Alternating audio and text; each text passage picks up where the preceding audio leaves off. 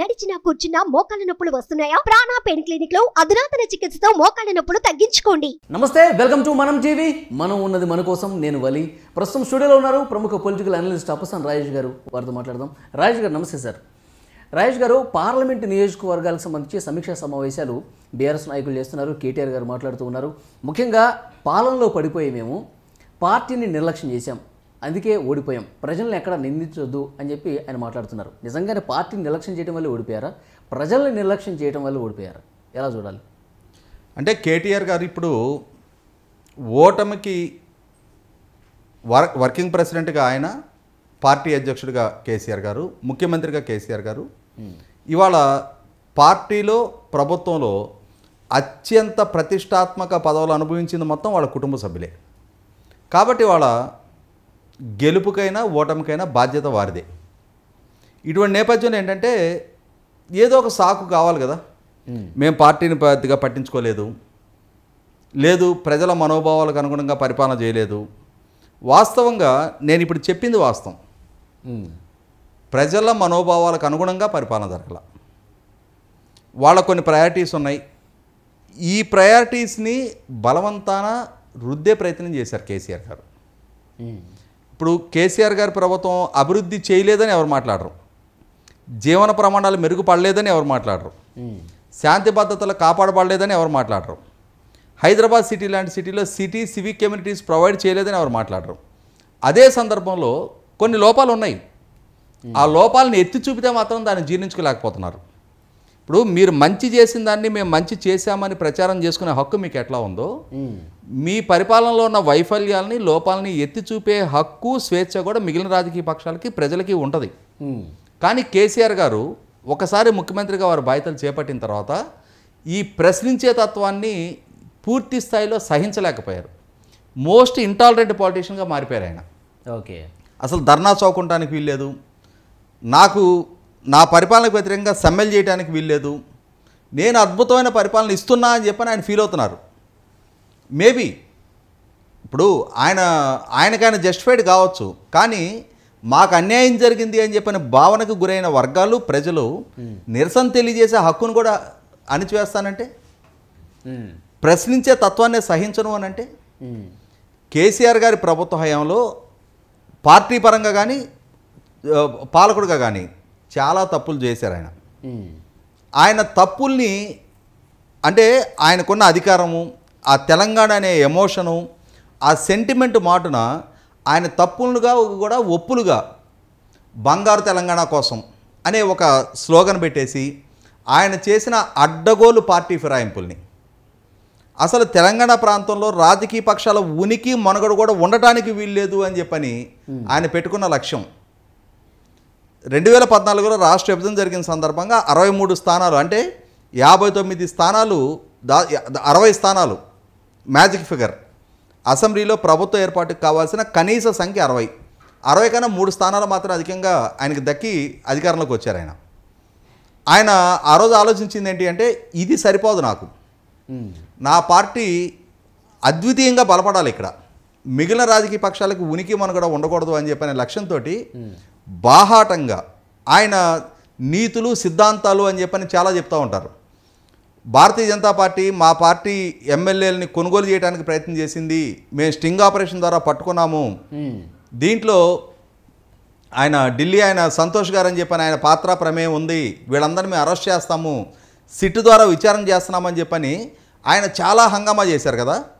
మరి ఈయన అసలు అంటే ఇవాళ భారతీయ జనతా పార్టీ ఏదైనా కిటికీల ద్వారా దూకే ప్రయత్నం చేసిందేమో, ఈయన బాహాటంగా దర్వాజాలు ఓపెన్ చేసి ఫిరాయింపులు ప్రోత్సహించారు కదా. అవును, బహుజన్ సమాజ్ పార్టీ శాసనసభా పక్షాన్ని విలీనం చేసుకున్నారు, కాంగ్రెస్ పార్టీ శాసనసభా పక్షాన్ని విలీనం చేసుకునే ప్రయత్నం చేశారు, తెలుగుదేశం పార్టీ శాసనసభా పక్షాన్ని విలీనం చేసుకున్నారు, ఆఖరికి కమ్యూనిస్టు పార్టీ నుంచి గెలిచిన రవీంద్ర నాయక్ దేవరకొండ ఎమ్మెల్యే ఆయన్ని కూడా తన పార్టీలో కలుపుకున్నారు. ఈయనకి ఎక్కడ నీతులు ఉన్నాయి, ఈయన ఎక్కడ రాజకీయ ప్రక్షాళన, రాజకీయ సిద్ధాంతాలు, నీతి, నిజాయితీ? కానీ వాటికి కొన్ని అందమైన పేర్లు పెడతారు రాజకీయ పునరేకీకరణలో.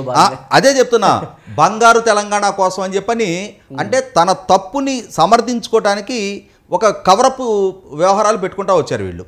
దాన్ని ఆ పక్కన చేరిన వాళ్ళందరూ కూడా తానా అంటే తందానా అనుకుంటా భజన బృందాలు చేరి కేసీఆర్ గారు ఏం చేసినా రైటే, దానికి తెలంగాణ అని చెప్పిన ఒక ఎమోషన్ ముసుగులో ఎన్ని అకృత్యాలు చేయాలో అన్ని అకృత్యాలు చేశారు.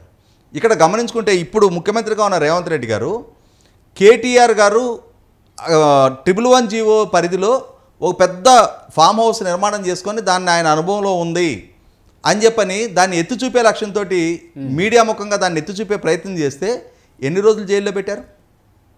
అంతకుముందు ఓటుకు నోటు కేసు, రేవంత్ రెడ్డి గారు దొంగ గజ్జు దొంగ అని చెప్పని చిత్రీకరిస్తారు కదా, అసలు ఆ అనే నైతికత కేసీఆర్ గారికి ఉందా? ఇక్కడ ఒక అంశం గుర్తు చేసుకుందాం మనం. 2014లో కేసీఆర్ గారి పార్టీకి దక్కింది 63 స్థానాలు, తెలుగుదేశం భారతీయ జనతా పార్టీ కూటమికి దక్కింది 20 స్థానాలు. అప్పుడు ఎమ్మెల్యే కోటా నుంచి ఎమ్మెల్సీ ఎలక్షన్స్ జరుగుతున్నాయి. ఆ ఎలక్షన్స్ జరుగుతున్న సందర్భంలో ఒక్కొక్క ఎమ్మెల్సీని ఎంపిక చేసుకోవడానికి 17 మంది ఎమ్మెల్యేల మద్దతు అవసరం. అంటే తెలుగుదేశం పార్టీ భారతీయ జనతా పార్టీ కూటమికి వాళ్ళ 17 పోని ఇంకొక 3 ఎమ్మెల్యేలు మిగులుతారు, 20 మంది మద్దతు ఉంది. అదే టీఆర్ఎస్ పార్టీకి వాళ్ళకి 3 ఎమ్మెల్సీలు గెలుచుకోగా ఇంకొక 12 మంది శాసనసభ్యులు మిగులుతున్నారు. ఎంఐఎం మద్దతు తీసుకొని 4వ అభ్యర్థిని పోటీకి పెట్టారంటే అర్థం చేసుకుందాం. ఎంఐఎంకి అప్పుడు 7 ఉన్నారు, 63 7 70 మంది అవుతున్నారు. వీళ్ళు 4 పోటీ చేసినా ఒక 2 మిగులుతున్నారులే. ఒక ఆరోగ్యకరమైన వాతావరణం కొనసాగించాలి అనుకుంటే చేయాల్సిన పని అది. ఆయనకి 4వ అభ్యర్థిని గెలిపించుకునే సంఖ్యాబలమే లేదు, బయట నుంచి ఎంఐఎం మద్దతు తెచ్చుకోవాలి. కానీ ఈయన 5వ అభ్యర్థిని కూడా పోటీకి పెట్టారు. ఎందుకు పెట్టారు? పార్టీ ఫిరాయింపుల మీద ఆధారపడి కదా, అంటే ఒక అనారోగ్యకర రాజకీయాన్ని ప్రోత్సహించే లక్ష్యంతో కదా. తెలంగాణ ముసుగులో ఆయన ఏం చేసినా చెల్లుబాట.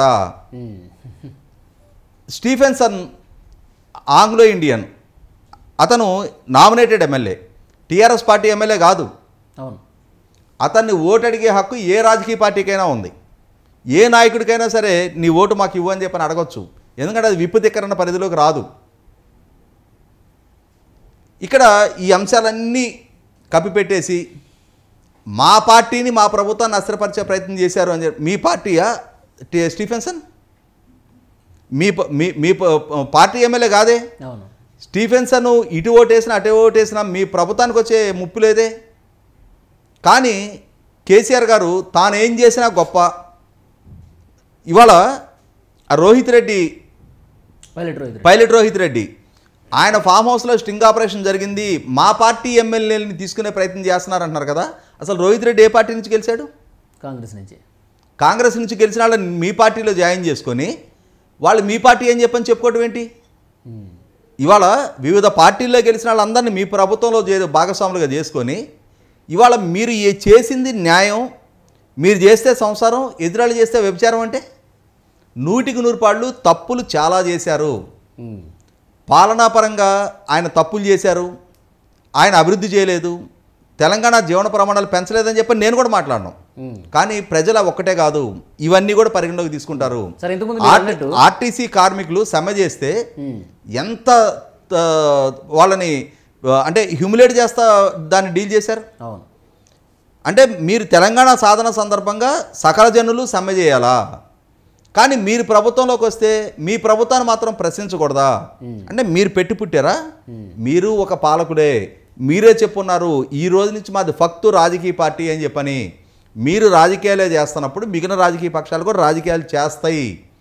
మీరు మాత్రం అధికారం చేతిలో ఉంది, వ్యవస్థల చేతిలో ఉన్నాయి అని చెప్పని విపరీతమైన మిడిసిపాటు అహంకారం ప్రదర్శిస్తే తెలంగాణ సమాజం దాన్ని డైజెస్ట్ చేసుకోలేదు.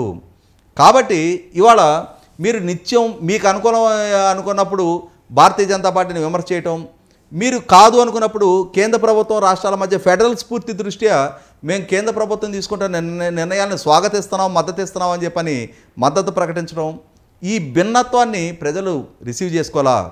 ఖచ్చితంగా కవిత గారి మీద అక్రమ మద్యం కేసు ఆరోపణలు వచ్చిన సందర్భంగా ఆ కేసులో మిగిలినందరినీ అరెస్ట్ చేసి కవిత గారిని మాత్రం అరెస్ట్ చేయని నేపథ్యంలో భారతీయ జనతా పార్టీ భారత రాష్ట్ర సమితి ఒకటే, అంతర్గతంగా వారిద్దరి మధ్య పూర్తి సయ్యద్యతో రాజకీయాలు చేసుకుంటున్నారు అన్న భావన ప్రజల్లో బలపడింది. కాబట్టి భారతీయ జనతా పార్టీ కూడా ఆశించిన స్థాయిలో సంఖ్యాబలం దక్కలేదు.